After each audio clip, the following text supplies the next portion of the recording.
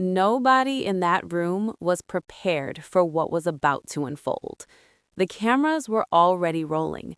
The red lights glowed softly above the lenses. Microphones sat poised on polished desks. A low murmur floated through the chamber, staffers whispering, reporters adjusting notepads, aides shifting in their seats. The tension wasn't loud. It wasn't chaotic.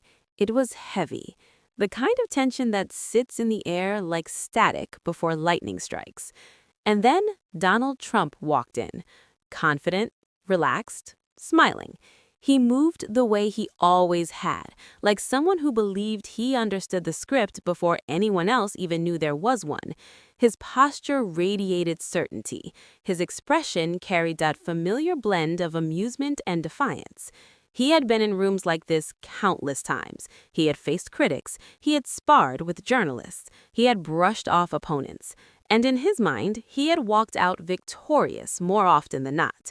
But this time was different, because this time, Jasmine Crockett wasn't there to react. She was there to wait.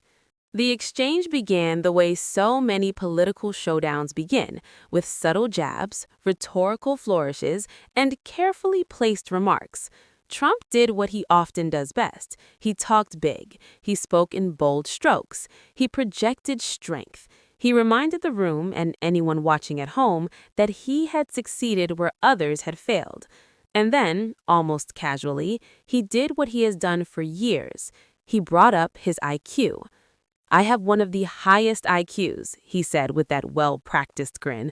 "Probably higher than anyone in this room. You'd be surprised." A few chuckles surfaced. Supporters nodded knowingly. Some staffers exchanged glances. It was a familiar line, a familiar rhythm, a familiar boast. But this time, something subtle shifted. Jasmine Crockett didn't interrupt. She didn't roll her eyes. She didn't scoff. She simply waited. There is a particular kind of power in restraint, and she used it. When the moment felt right, not rushed, not reactive, she leaned slightly forward and asked a question so simple it almost felt harmless. "Mr. Trump, since you've mentioned your IQs so many times, would you mind telling us the actual number?" The room didn't erupt. No one gasped dramatically. But something changed. Trump laughed, short, dismissive. "Well, it's very high, very, very high." That smile returned, the one that says the conversation is already won. But Crockett didn't move on. "I understand," she replied evenly, "but what is the number?" Silence. A small adjustment in Trump's posture, a brief shift in his chair, a subtle tightening around the eyes. "You know," he said, "I don't think we need to get into that."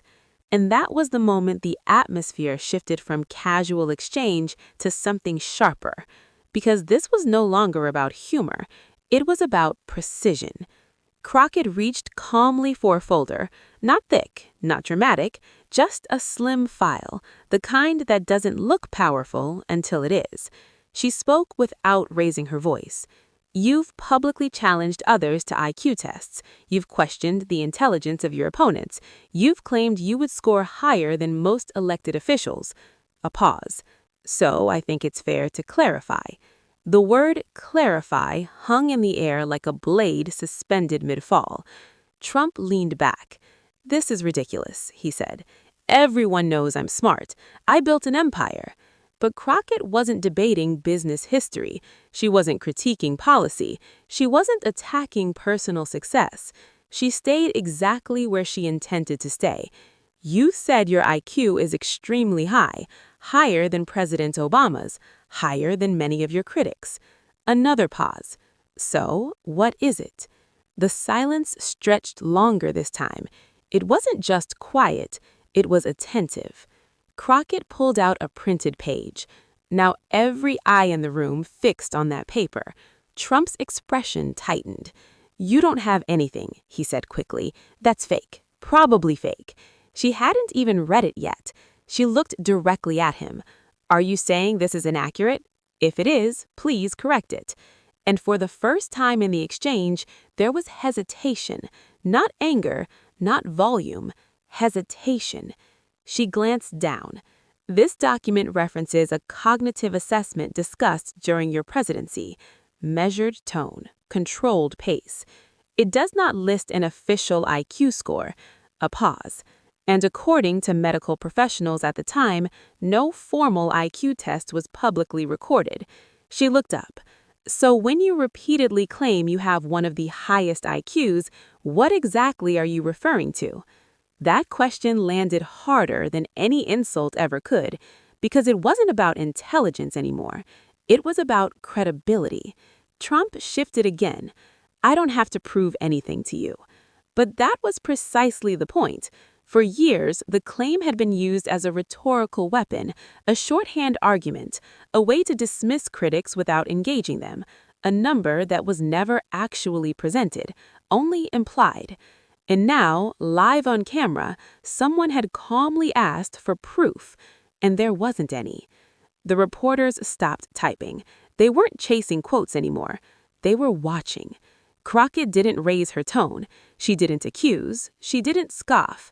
She simply said, if there's no documented score, then why use it as a benchmark to measure others? Trump attempted a pivot. This is why people don't trust politicians like you. You focus on nonsense. But the room understood something important in that moment. He was not responding to an attack. He was responding to a request for evidence. And it wasn't there. I'm simply asking for clarity, Crockett said. 3 words. Simple, sharp, unavoidable. The smirk faded, not dramatically, but undeniably. For the first time in the exchange, Trump appeared cornered, not by volume, not by hostility, but by calm persistence. There is something disarming when being confronted without aggression. There is something powerful when being asked to substantiate your own words. The real shock wasn't that a low number had been revealed. The shock was that there was no number at all. Silence can be louder than disclosure. And just when it seemed like the moment might dissipate, when the tension might dissolve into procedural noise, Crockett did something even more strategic. She didn't rush to a conclusion. She let the silence breathe. Silence forces reflection. It creates space for discomfort. It invites the audience to draw its own conclusions. Then she spoke again. If we're going to measure leadership by intelligence, shouldn't that measurement be based on something verifiable? The question reframed the entire exchange. It was no longer personal. It was institutional. It wasn't about ego. It was about standards. Trump's reply came slower now. You're trying to make something out of nothing. There is something disarming about being confronted without aggression. There is something powerful about being asked to substantiate your own words. The real shock wasn't that a low number had been revealed. The shock was that there was no number at all. Silence can be louder than disclosure. And just when it seemed like the moment might dissipate, when the tension might dissolve into procedural noise, Crockett did something even more strategic. She didn't rush to a conclusion. She let the silence breathe. Silence forces reflection. It creates space for discomfort. It invites the audience to draw its own conclusions. Then she spoke again. If we are going to measure leadership by intelligence, she said carefully, shouldn't that measurement be based on something verifiable? The question reframed the entire exchange. It was no longer personal. It was institutional. It wasn't about ego. It was about standards. Trump's reply came slower now. You're trying to make something out of nothing. But the room knew better. Because the issue wasn't the IQ score itself, it was the pattern. A pattern of bold claims, a pattern of confident declarations, a pattern of statements repeated often enough to feel factual. And now, under calm scrutiny, one of those statements had been reduced to air. Crockett's posture never changed. She wasn't triumphant, she wasn't emotional, she was steady. And that steadiness was what unsettled the room most. There is a certain expectation in political confrontation, raised voices, pointed fingers, dramatic interruptions. This was different. This was surgical. And then she said the line that made the entire chamber still. "If intelligence is your standard," she said quietly, "then transparency should be part of it. No theatrics, no flourish, just a principle. Transparency." The word echoed in the silence, because intelligence can be debated, credentials can be interpreted, but transparency is binary. Either it exists or it doesn't. Trump looked toward his aides briefly, a fleeting glance, a calculation. He attempted once more to pivot toward accomplishment, toward business success, toward electoral history. But the question remained unanswered. What is the number? And in that unanswered space, something powerful happened. The narrative shifted. For years, the IQ claim had functioned as an unchallenged assertion, a shield and a sword at the same time. Now it had been examined, not ridiculed, not shouted down, examined. And sometimes examination is more destabilizing than attack. The cameras captured everything, the micro expressions, the pauses, the subtle shifts in tone. The room, once buzzing with partisan energy, felt unusually unified in one respect. Everyone understood what had just happened. It wasn't a scandal, it wasn't an explosive revelation, it was something quieter.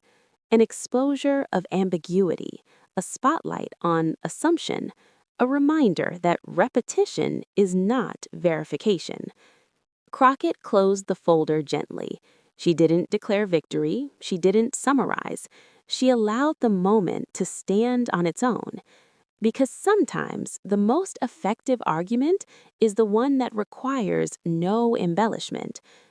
Trump straightened his jacket. He resumed his familiar cadence. He spoke about strength, about winning, about success. But something subtle had changed. The aura of invincibility, the sense that every boast would go uncontested, had cracked just slightly. Not shattered, but fractured. And that fracture was visible to anyone paying attention. In politics, perception is power, and in that room, perception shifted. Not because someone shouted louder, not because someone insulted more cleverly, but because someone asked a simple question and waited for a real answer. What is the number? It never came. And sometimes the absence of an answer speaks louder than any statistic ever could. If you'd like, I can also turn this into a high retention YouTube script with hooks every 20 to 30 seconds, add a dramatic "what she said next" viral ending, optimize it for monetization safety, or create a thumbnail title plus SEO description and tags. Just tell me what direction you want. "If there's no official IQ score on record," Jasmine Crockett said evenly, "then isn't repeating that claim misleading to the American people?" It wasn't loud, it wasn't theatrical, but it landed with the weight of something undeniable. You could almost feel the oxygen shift in the room. Conversations that had been quietly murmuring along the edges evaporated. Pens paused midair. Even the subtle rustle of papers seemed to stop. Because that question wasn't about ego anymore. It was about honesty. Donald Trump leaned forward, irritation now visible in the sharpness of his posture. "Everyone knows what I mean," he shot back. "I'm talking about intelligence, success, accomplishments." His voice was firmer this time, less amused, less playful. The grin that had colored the earlier exchange was gone. But Crockett had anticipated the pivot. "Intelligence," she repeated calmly, almost academically, "is usually measured by something specific, a test, a score, a documented result." She let the words settle. You've mocked others publicly, suggesting they wouldn't score as high as you. The camera briefly swept across the audience. Some faces were tight with anticipation. Others looked uneasy, unsure whether this was political theater or something more serious. A few leaned forward, elbows on knees, completely absorbed. Everyone sensed it. This wasn't a shouting match. This was a narrowing corridor. Crockett tightened the frame. "So again," she said respectfully, "what is the score?" Trump exhaled sharply, the sound carrying more frustration than fatigue. "I don't need to give you a number," he said. "My record speaks for itself." There it was, the pivot to accomplishment, a familiar refuge. But Crockett moved precisely where she intended to. "Then maybe we shouldn't use IQ as a political weapon." That line hit harder than anything before it. Because now the exchange wasn't about exposing him, it was about standards. When leaders reduce complex debates to who's smarter, she continued, it lowers the standard of leadership. Trump attempted to interject, but she didn't let the rhythm break. "You've questioned the intelligence of judges, senators, presidents, reporters."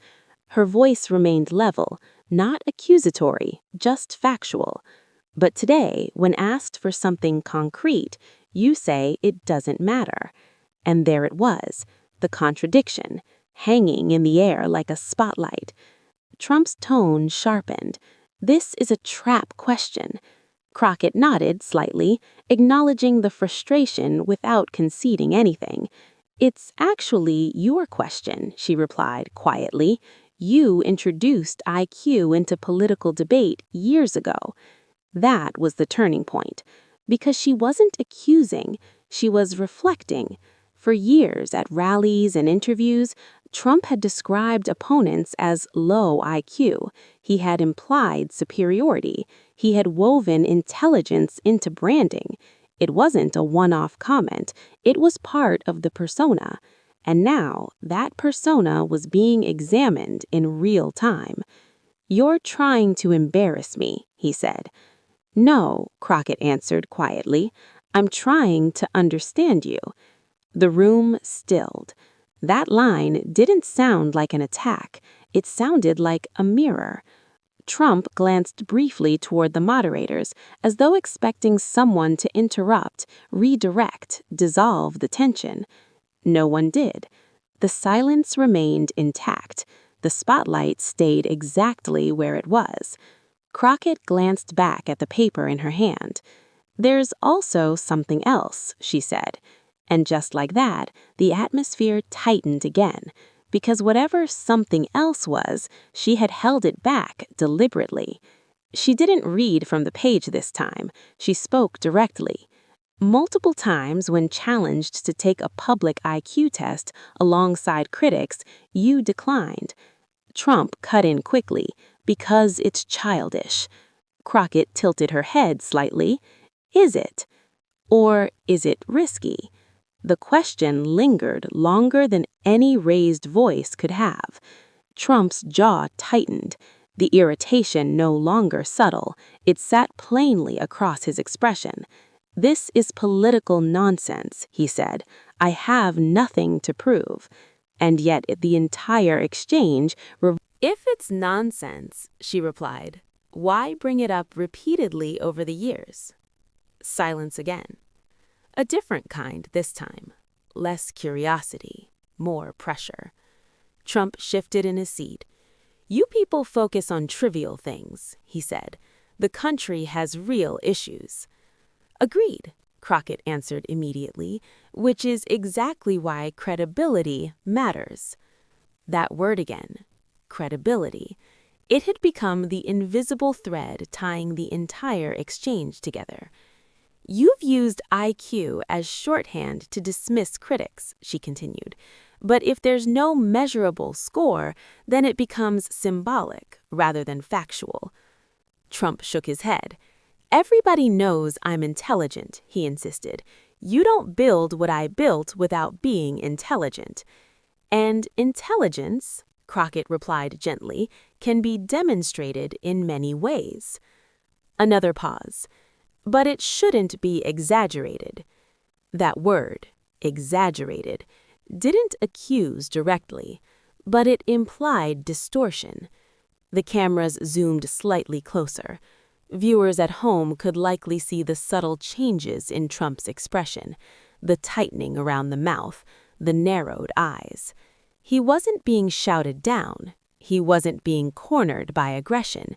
He was being held still, and stillness can be far more uncomfortable. "You're nitpicking," he said. "No," Crockett answered, "I'm clarifying." Again with that word, clarifying. The room understood something crucial at that moment. This was not about a number anymore. It was about accountability for language. For years, the IQ claim had functioned as a rhetorical shield. It discouraged criticism by implying intellectual superiority. It simplified complex debates into personal rankings. Now that simplification was unraveling.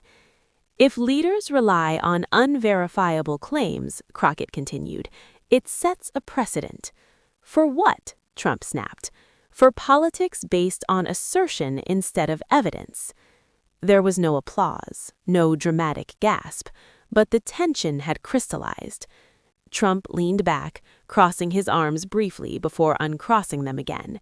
"You're twisting words," he said. "I'm quoting them," Crockett replied. Another silence. This one longer. Reporters weren't typing anymore. They were watching. Because this exchange wasn't explosive. It was revealing. "You know what?" Trump said finally. "This obsession with IQ, it's petty." Crockett didn't blink. "You introduced it," she reminded him. He opened his mouth to respond, then stopped, just for a fraction of a second. But that fraction felt enormous. Moments like that aren't about sound, they're about absence. The absence of a clear answer, the absence of a definitive rebuttal, the absence of the number. "You're focusing on semantics," Trump said.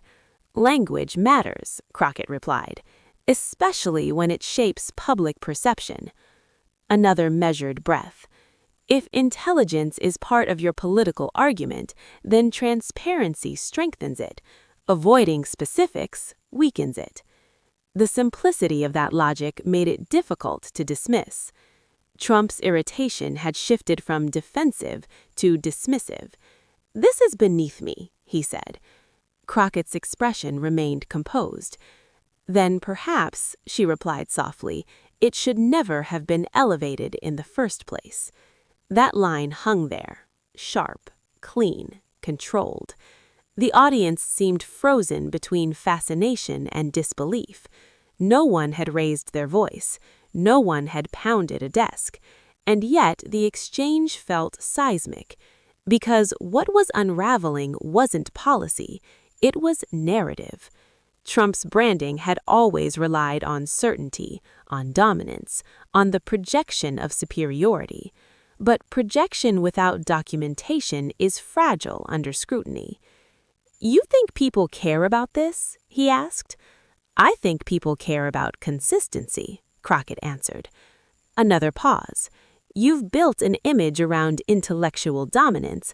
I'm asking how that image is supported." The word supported echoed internally, even if no one said it out loud. Supported by what? Evidence? Records? Documentation? Or repetition? Trump leaned forward again. "You're playing games." Crockett shook her head. "No games," she said. "Just questions. Simple, direct, relentless." The cameras captured every flicker of expression, every blink, every tightening of the jaw.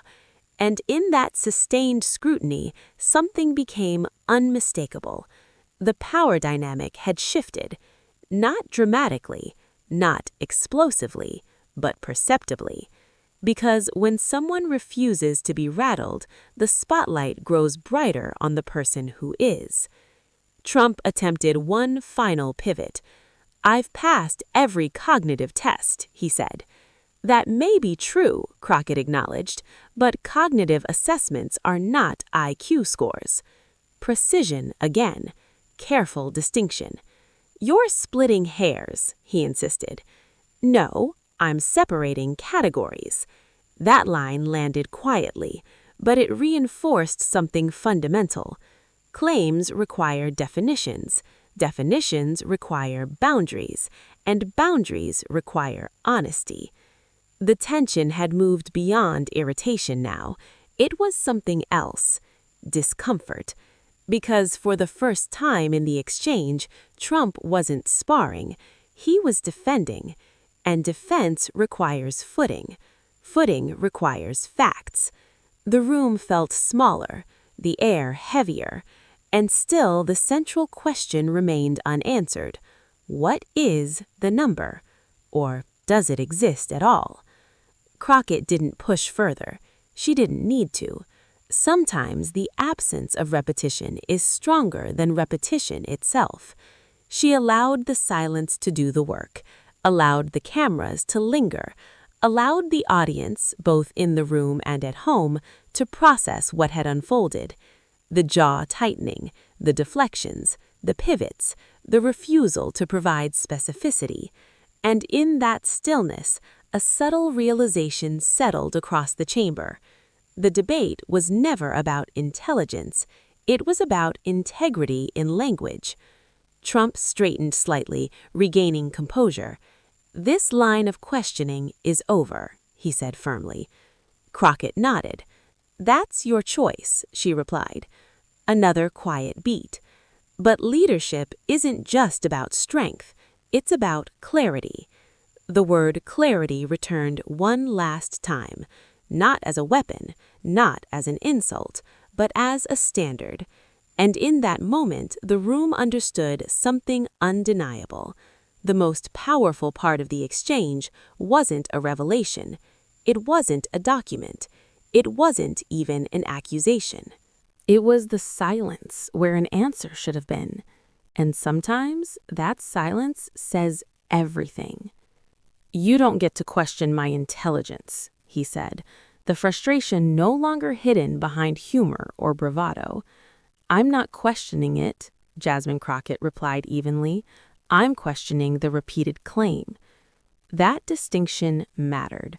One was personal, the other was factual, and everyone in the room could feel the difference. For years, Donald Trump had built a political brand around dominance, around strength, certainty, and the unshakable image of being the smartest person in any room he entered. He didn't just argue positions, he projected superiority. Intelligence wasn't just implied, it was declared. But here, in this moment, he wasn't dominating, he was defending. That shift, subtle but undeniable, changed the temperature of the exchange. Crockett leaned back slightly now, her posture signaling that her argument was nearly complete. If IQ doesn't matter, then maybe we should retire it from political insults. There it was, an exit ramp, a clean way out, an opportunity for Trump to pivot upward, to agree, to elevate the conversation, to frame himself as above the metric altogether. But instead, he doubled down. "I guarantee I'd score higher than you," he shot back. The reaction was immediate. A few sharp inhales, a ripple of whispers. The audience sensed escalation. Crockett didn't flinch. "Then let's schedule it," she replied. Instant silence. Not because it was dramatic, because it was direct. Equal terms, same test, same conditions, live results. No branding, no slogans, no spin. Just numbers. Trump hesitated, and in high-pressure moments, hesitation can be louder than shouting. "I don't need to prove myself to you," he repeated. And that's when Crockett delivered the line no one saw coming. "If you don't need to prove it, then maybe stop promising it." The room froze. It wasn't loud. It wasn't theatrical, but it was devastating, because in one sentence she cut through years of rhetoric. For a split second, Trump opened his mouth to respond, and nothing came out. No nickname, no quick jab, no pivot, just silence. And in politics, silence can echo louder than applause. Crockett didn't celebrate. She didn't smile. She simply closed the folder. "I think the American people deserve substance over slogans," she added. The moderators finally stepped in, attempting to steer the conversation elsewhere, but it didn't matter. The moment had already happened. Trump wasn't stunned because of a number. He was stunned because someone had calmly dismantled a narrative he controlled for years. And the clip? It was already spreading. But what happened after the cameras stopped rolling, that's where things escalated. The second the segment ended, the room erupted into noise. Producers rushed across the floor. Staffers whispered urgently. Reporters glanced down at their phones and then looked up again, eyes widening. The clip was already everywhere. Within minutes, social media platforms lit up. Short clips, slow-motion replays, that one line looping again and again. If you don't need to prove it, then maybe stop promising it. People weren't arguing about an IQ number, they were arguing about credibility. Backstage, Trump was visibly frustrated. The cameras didn't capture everything, but those close enough later described the mood. "It was a setup," he reportedly repeated. "It was a trap." But here was the uncomfortable reality. No one forced him to talk about IQ over the years. No one inserted it into speeches. No one made it a campaign talking point. That was his choice. He had introduced intelligence as a ranking system in political discourse. And now, for the first time, someone had calmly asked for receipts. Meanwhile, Crockett didn't spike the football. She didn't post a celebratory message. When reporters approached her, she kept it simple. This wasn't personal. It was about accountability. Accountability. That word stuck, because the bigger issue was never intelligence, it was the pattern. For years, politics had evolved into branding wars, catchphrases, labels, sound bites engineered to dominate headlines. Low IQ, very high IQ, stable genius. They were phrases designed for repetition, designed for impact, designed to stick. But when the spotlight turned back around, suddenly the metric itself became irrelevant. And that contradiction? People couldn't ignore it. Cable news panels began dissecting the exchange within the hour. Some defended Trump, arguing that IQ tests are outdated, incomplete, poor measures of leadership. Others asked a sharper question. If they're meaningless, why brag about them? Clips resurfaced from rally speeches, interviews, old tweets. "I have one of the highest IQs, very stable genius." The contrast was stark. Those confident declarations played side by side with his refusal to name a number.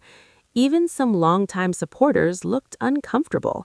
Not angry, not disloyal, just unsettled. And in politics, discomfort spreads quickly. By the next morning, headlines weren't asking what his IQ was, they were asking why he couldn't answer. That's a very different conversation. Trump eventually addressed the exchange during another appearance. He laughed it off. "I don't need a test to prove I'm smart," he said. But the laughter felt thinner this time, less effortless, because once a question like that is planted, it doesn't disappear, it lingers. Crockett, on the other hand, stayed measured. In a follow-up interview, she reframed the entire moment. This isn't about IQ, it's about how we define leadership. That's when the bigger picture began to crystallize. Leadership isn't about declaring yourself the smartest person in the room. It's about demonstrating competence through action, through policy, through consistency. And in that live exchange, what unsettled Trump wasn't an accusation, it wasn't a secret document revealing a low score, it was something much simpler, a calm, direct question. What is the number? 4 words. That's all it took. No shouting, no chaos, no insult. Just a spotlight placed on a long repeated claim. And when the moment came to back it up, there was nothing there. That's why the clip keeps circulating, not because it exposed a specific IQ core, but because it exposed a pattern. Big claim, no proof. For a politician who built his image on dominance, that brief moment of hesitation said more than any heated debate ever could. In politics, strength is often perception, but perception can shift in seconds. One question, one pause, one unfinished answer, and suddenly the narrative changes. Trump walked into that room expecting a routine clash, another opportunity to outtalk, outmaneuver, outshine. Instead, he walked into something quieter, sharper, more controlled, a mirror. And sometimes the most powerful move in a debate isn't raising your voice, it's lowering it. The real shock wasn't an IQ score, it was the silence after the question. And that silence, people are still talking about it.